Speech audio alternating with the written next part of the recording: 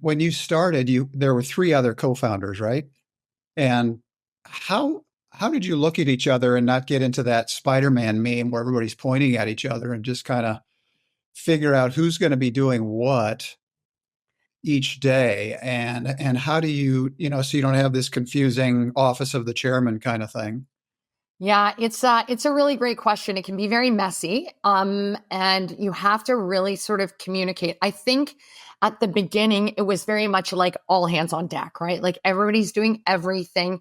We kind of loosely had you maybe research some materials and try these, and Julie, you maybe go and talk to moms in the market and see what kind of things they're wanting. And so we kind of did a bit of a divide and conquer, which I do also believe contributed to our early growth, because you had four brains, four skill sets coming to the table.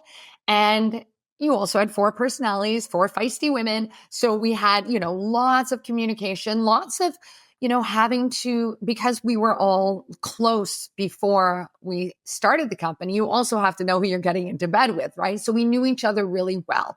And then eventually, as the company grew, we just naturally went to the areas that made more sense. Like, so, one of the partners came from a finance background. So it just made sense that she, did the IT finance side. So we all just kind of went where we were. And it was good too, because I found, especially in those days, again, pre podcasts, pre social media, the entrepreneurship game and that solo entrepreneurship could be very lonely.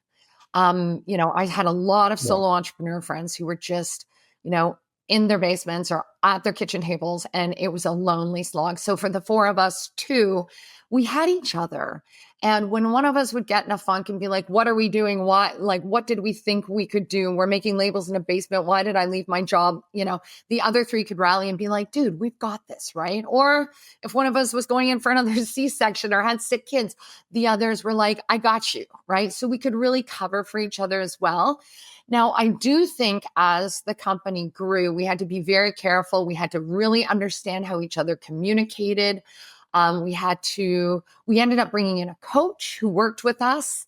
We kind of called him our like coach daddy. Like he would come to meetings and just make sure that everything was good, because we found whatever department we had, one of the risks we fell into was siloing a bit. Like, the production person might protect the production staff, and the marketing person might protect the marketing people. And, so we had to make sure that there was somebody overlooking the entire business and making sure that this siloing wasn't happening, because, Yeah. for the health of the company, we were at a point where we're kind of like, running like a four-headed horse, and that runs out of time.